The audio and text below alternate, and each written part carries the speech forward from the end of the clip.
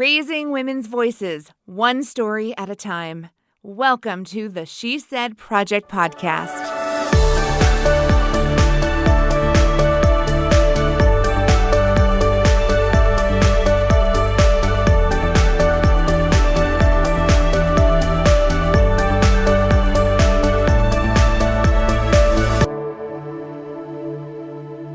Welcome to the She Said Project podcast.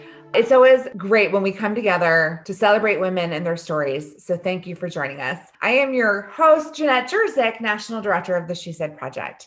We are recording in our Zoom studio this season. So I am waving through the Zoom lens to my lovely co-host, Kerry Rosso, one of the incredible founders of this organization and this movement. How are you feeling today? And it's a new year. It's 2021. It is a new year, but here we are still in Zoom, still, in pearls up top and pajama pants down low. So, there are silver linings, but hey. Don't let this crazy upside down world stop us from moving our mission forward. You, many years ago now, I won't date you, but you started this movement of sharing women's stories through a live event in Champaign, Illinois. It's taken multiple forms over the years, but right now we're collecting women's stories from our different live shows and through our virtual shows, and we're sharing them here on the podcast. So we have an amazing guest with us in the studio today. She joined us halfway through 2020 when the world was upside down, and we decided to pivot and try something completely different. Instead of a live show, we pulled it up by our bootstraps and we went virtual. Like this Zoom thing, we figured it out, and we found some women who were going to join us, not on stage, but on the lines, as you would say. We always say, the whole idea, we didn't create the new premise that women had stories to tell. We just stuck a microphone in front of their faces. So, whether it's Zoom or on stage, or as my mom says, on the line, we just stick a microphone there, and then women do the rest. They do all the heavy lifting. That's right. We found some incredible women last August, and one of those women is on with us today, and Morningstar Angeline, all the way from Albuquerque, New Mexico. Welcome to the She Said Project podcast. Hello. Hello. So you took a risk with us when we tried something completely different. You're no stranger to film and performing, but what was it like to be asked to share a personal story of your life's experience in this format with this group of women? I think it was different in that it wasn't a performance. I think it was refreshing that I could just speak for myself, and literally only that, or that was pretty much the goal when we spoke about preparing what I was saying and, going over it. It was very important to me that it was things that I, A, wanted to talk about, and B, I could say it in the way that felt authentic to myself. So it was nice. I mean, it was nice for myself in that selfish way, but it was also very rejuvenating in a way that you can't really describe unless you're in those spaces of, hearing other people do the same.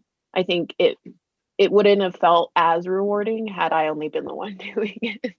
It becomes a shared experience, and I think that was one of the really benefiting things as well. When there isn't really space to do that right now, it's hard to connect. Mm-hmm. We often shy away from asking performers to be in the show because, one, I felt like, I wanted women to have a microphone that don't typically have a platform, and we didn't want it to be performances. We wanted people to be sharing authentic stories. And boy, have I rethought that, because what I didn't realize was so many people who are performers are often saying other people's words.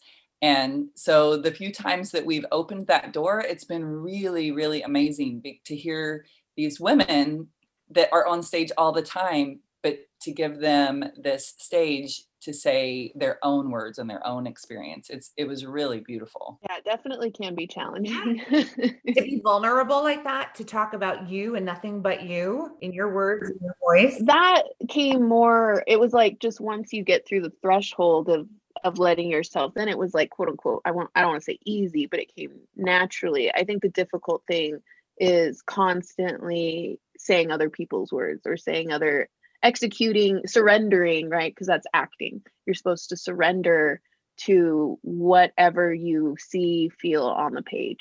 people argue that you're bringing some of yourself into it, and I think you are, but most of the time you're just surrendering, and you're not supposed to say, I want to do this or that. It's just, what it is. And there's a really freeing element of that, of being able to like put the skin of myself on a shelf and be like, I'll come back to you later. But there's, after years of doing that, especially with very limited representation for Native women, it becomes the opposite feeling. So I don't know, this last year, she said included, it opened a lot of doors, even though I stayed in my apartment.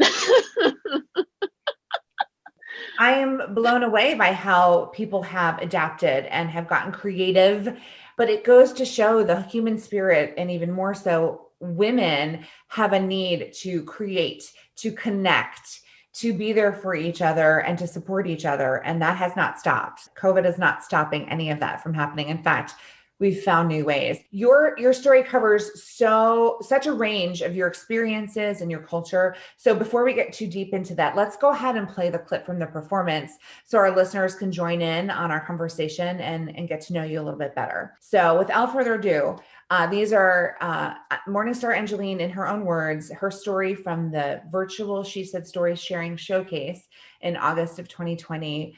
You've gotten really good at saying that, by the way. I did. I've had to practice that one quite a bit.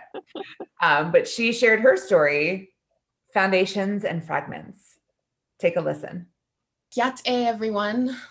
When it was established that I would be the first Native woman to speak through this platform, honestly, it propelled me into what I'll call layered emotions. I mention this at the top because this is and will remain a very familiar, weighted experience for me. Being someone's introduction to an authentic Native experience or Native spirituality, whatever that even means. Being someone's first Native friend, colleague, partner. And without fail, nearly every time I spend the majority of our first encounter providing some sort of history lesson that brings to light just how I am here when they thought we were all dead or surely living on teepees on the res. It hasn't really felt like there's much room or time in my life to really consider the ways I want to be seen and heard. The instinct has been to succumb to the pressure to embody Native women, not hold space for myself, a singular, independent, complex, anxious, problematic, queer, outspoken Native woman.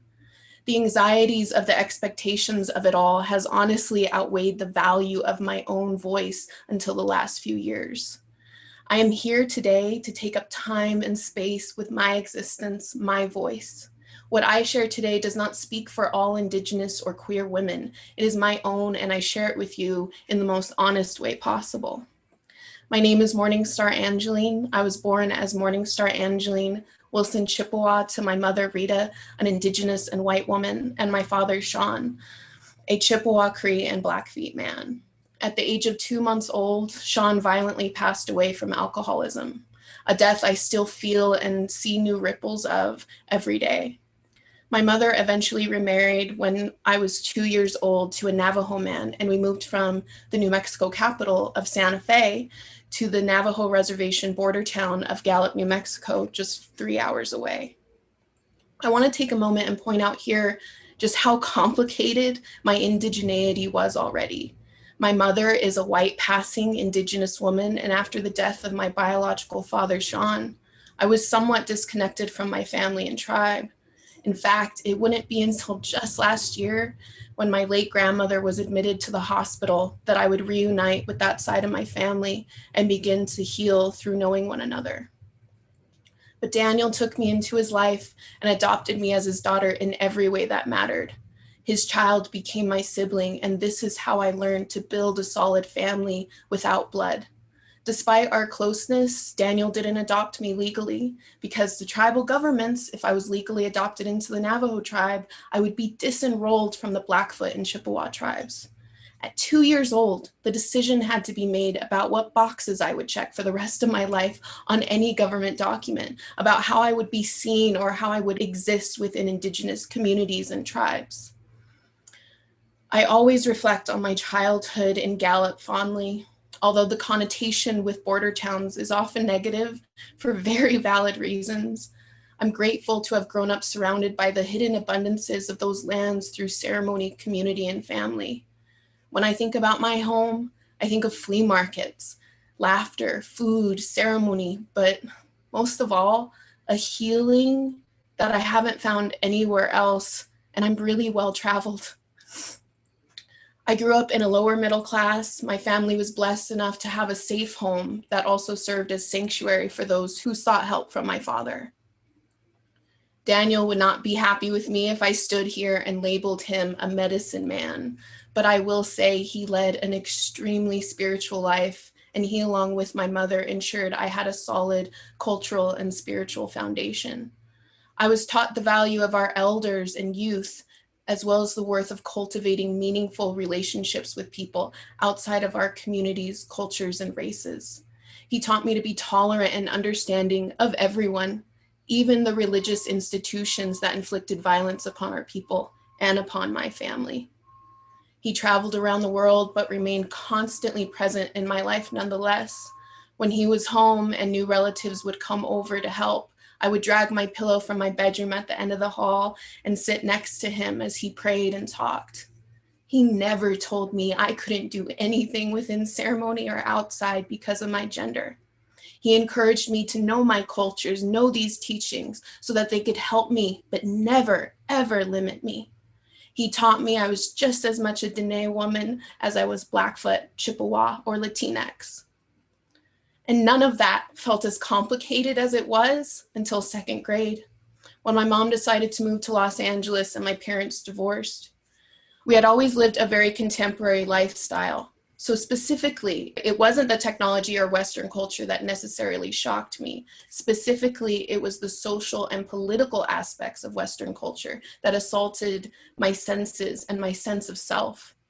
The extreme binaries of race, gender, and toxicities that flourished within the unwritten rules, the extreme sexualization of girls' bodies, and the general xenophobia.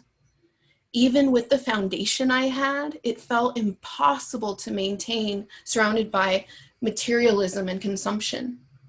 I attended public schools, and although there are many Native peoples in California, I didn't see any of them. To me, at that age, in those circumstances, they may as well have not existed. I felt alone and raw as I became a target of racism for the first time. As I moved through elementary to high school, I moved between several cities in the LA area and still spent every summer with my dad in Gallup. With all of that constant movement, maintaining any relationship or connection became difficult. I'd like to say impossible. I felt like an outcast and found it hard to relate to most of my peers, always drifting towards older friends. In the midst of this, I had a very private exploration into my sexuality, always being drawn to an eclectic array of people of different genders and backgrounds. But coming out to a Western world felt like putting another target on my head. So I made the decision that I needed to hide that part of myself, and I did that for several years. My reasoning was, just get through this. You're attracted to men as well, right? And I guess I was right. I got through high school and I began to feel free. I moved out of my mom's, attended college. In 2012, I felt the need to officially get out of California and came back to New Mexico. By 2013, I was cast in a New Mexico-based feature film, also my sister's directorial debut, Junktown's Finest, and that solidified my love for acting in film. I was beginning to feel myself blossom in true colors. I was finding my voice, my passion, and although the following years were far from easy, they were good years. In 2016, Daniel booked his long-awaited knee replacement surgeries. There was a brewing sense of excitement. After years of being limited because of his health, he told me to order my passport so I could go with him and begin to take on the teachings he had more seriously. I was so excited. After his second surgery, however, everything changed. The surgeries essentially triggered a series of heart attacks, and it was 3 weeks later that he passed. If I had to pick a single moment that changed my life and altered me beyond recognition, this was it. The universe went black. My entire being felt raw to the touch, and my entire identity was called into question by some of those closest to me and by myself. It felt like the links to my ancestors, my tribes, my cultures were buried in the ground, not only with my father Daniel, but with my father Sean. I stopped going to ceremonies and I grieved in a way that I never hoped to grieve again. All of this increased my pain tolerance. I don't believe time heals everything. There are parts I glazed over, things I left out, abuses, more deaths. The wounds still feel fresh, and in the right time, they are just as raw as the day they were inflicted. But I'm grateful to have grown the tolerance and endurance because I'm finding myself again, finding those connections and lifelines to my ancestors, families, cultures, and identity, reclaiming something that I thought I lost. Even in the midst of a pandemic and all of the rising social and political tensions, I see the resilience of Indigenous people, and I see it in myself. In my lifetime, in my mother's lifetime, in my father's lifetime, in my grandmother's lifetime, in my great-grandmother's lifetime, we have witnessed every single thing we hold dear be desecrated, disrespected, and assaulted. The land, the youth, the elders, the sick, our women, our non-binary and trans relatives, my Indigenous relatives who at the borders cross them and assault them. We live in a post-apocalyptic society, this society. My existence here today should make us all feel hopeful that even in the midst of chaos, we can find ourselves.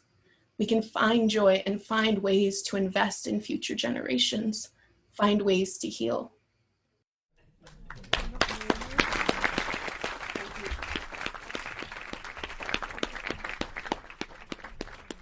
So how does it feel to remember those words that you shared? It's interesting. I always have this very kind of out of body experience with my writing when a certain amount of time has passed. I genuinely will read something I wrote and spent like a year writing and be like, I wrote this.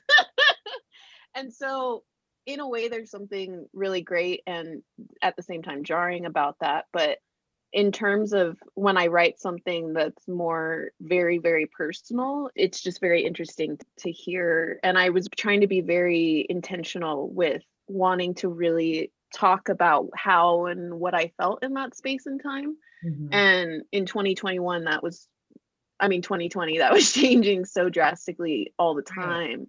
So it's even, it's nice and it's comforting in the sense of, I think in a lot of ways that was kind of my best self speaking for myself. And so it's refreshing to hear that when, you have bad days where it's like, I don't look at that situation that good today. It feels sucky and depressing.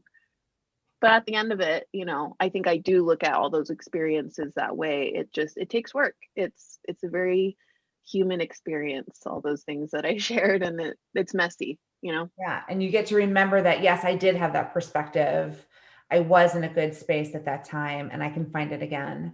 Mm-hmm. I love that you addressed, and we didn't really ask you to, but you brought it to the table and you were so knowing, you were so intuitive when you said, I'm pretty confident that I'm an introduction to Native American culture for a lot of your audience.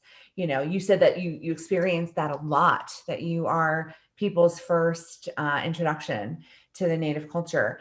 And you just went for it. You went for that as, the opening of your speech. And you hit the nail right on the head, and I welcome it. And I embrace it because we do have this wonderful platform and we do want to share all the voices and all the women's experiences. And you brought such a unique one and helped open our eyes and our hearts. So I want to thank you for that because, you didn't shy away from that. You embraced it, even though you probably get that a lot.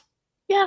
But, it's not a bad thing. I think it's very nuanced and it can feel very bad sometimes. But at the end of the day, I'm just glad to occupy space and to show people that I'm still here, and I probably don't look the way they thought a lot of Native women are going to look too, or act or talk, all those things. What was the feedback you got from your loved ones, your family and your friends? I think similar in that they felt refreshed to hear me talk the way they kind of hear me talk, but in a way that, you talk differently when you're introducing yourself or you're trying to do that. And so I think in a way, to them, it felt sort of like a reintroduction to myself. It was just me kind of like putting a hand in there and being like, this is how I'm doing, because it's you can talk about all those things, but I think at the end of the day, also during the year, I've been trying to be very aware of other people's mental space and how much we're all going through something. So I think a lot has gotten lost in the shuffle of trying to hold space for one another and not wanting to, dump too much on people. We're all just going through so much. So I think a lot of the things that were discussed, people think it's on my mind, but they don't quite know how much it occupies my mind. Yes. And that's just my experience. It's not for them to feel weighted by, but these are, this is my life. You also shared about your exploration with your sexuality, your younger years, you were afraid to talk about it, how your peers reacted at school, what you felt like you could and couldn't do. Like, how does your family view that phase of your life? Like, were they shocked that you talked about it, or have you guys brought that out in the open and discussed it since then? I think it's as out in the open as it's gonna be. I think it, bias lives and dwells within all of us in these little hidden parts of our brain, and I think at the end of the day, just not waiting for that type of approval. And I don't think I need to either. I think at the end of the day, if I sat there and was like, do you approve? I think at the end of the day, they would be like, of course. Mm-hmm.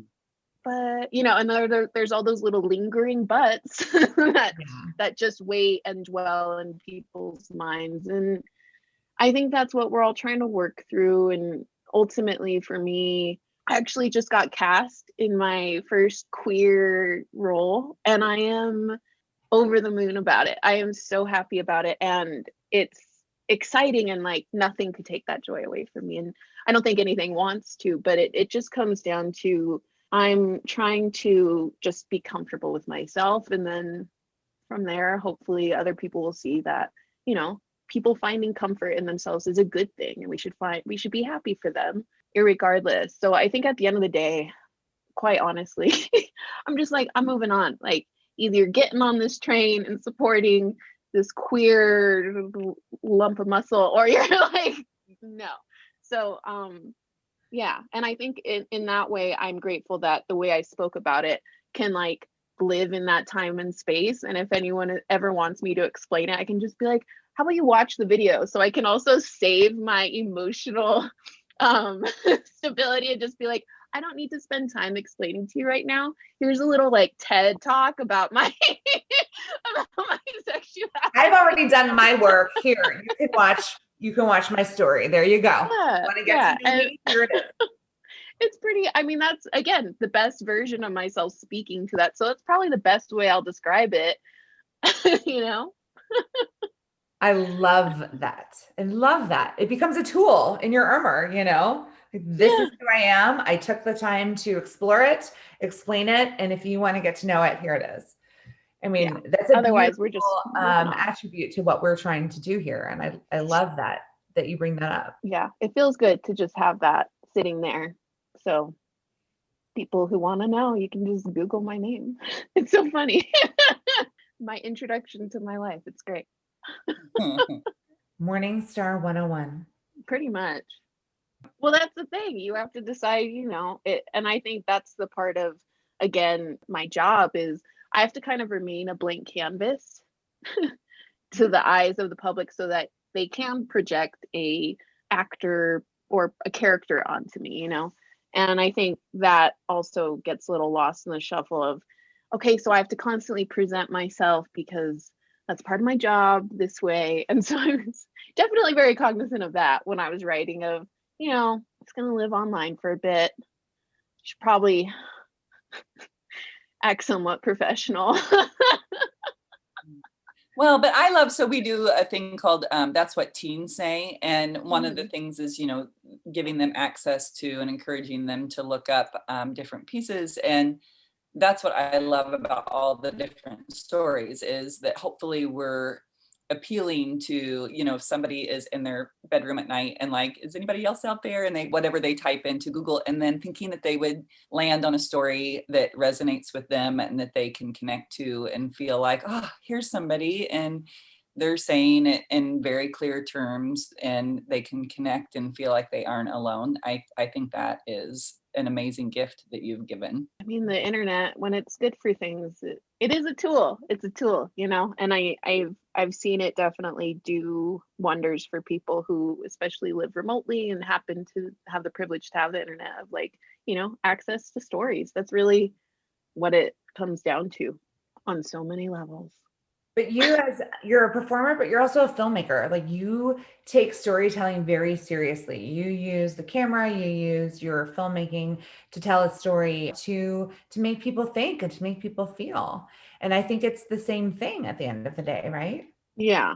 I think that, and again, that's a different level of surrender too. I think I'm in pre-production for a short film that we're going to shoot in March, and right now I co-wrote it, co-directed with a friend of mine, and it's just been very interesting to explore a story together. And it's been a wonderful, beautiful, amazing experience doing that, because when you're by yourself, projects and stories take on if you really do the work, all of a sudden it like takes off and you're like a vessel for it, right? And then within film, it becomes a very isolating experience. You're just kind of collaborating with different parts of yourself. So having someone else to occupy that space with has been really unique in that we're both in this vessel now, and we're both just letting it take us wherever we want. And, it's turning into a really beautiful story that I'm so excited to tell. And it is one of those things where I don't know, it's taken on its own identity, and I don't even feel like, we don't own it. It may have come through us, but we don't own it. It's just like this little baby we gave birth to, and hopefully it'll grow up to be the baby we want it to be. Who knows? Because filming is a long process. But I think the joy that I get out of that, for example, is equal parts the joy that I get out of acting. And the same thing, even when I'm just producing and just helping someone take care of the technical stuff so that they can focus on the creative, that's an equally beautifully amazing experience too, because I think that's a gift to be able to just focus on, your creative stuff. That's something that I feel more people deserve, to other people to be like, you deserve the space and the time to sit in the space that you want to occupy to work on your art. And I'll make sure there's a roof over your head and like power on so you can do those things. Yeah. It's I can absolutely relate. I mean, we see it as such a privilege to work with women who get to explore who they are and get to explore these pieces of themselves that they're going to share. And we just hold the space. We hold the sacred space and make sure the lights are on so they can get in and do the work. What's so remarkable about you, Morningstar, is that you have all these different facets of your life and your personality and your culture and your upbringing, and you own them all, you embrace them all, and yet they don't define you. You don't let them define you to be whatever's next and whatever's out there for you.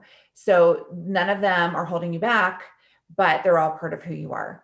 And that is one of the gifts that I have taken from my time with you. And what a beautiful message to give to any of the girls or women who get to listen to this episode today and to share in this conversation, in this story. So for bringing that and for being who you are and for sharing your time with us, I want to say thank you. Oh, thank you for sharing it with me.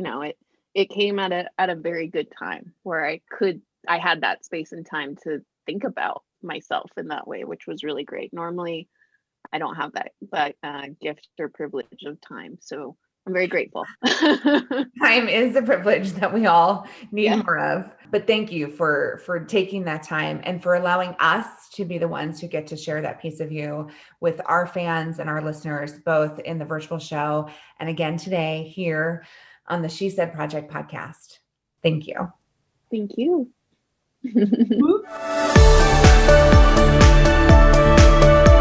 Thank you for listening to the She Said Project podcast in partnership with Illinois Public Media. All materials contained in the podcast are the exclusive property of the She Said Project and That's What She Said LLC.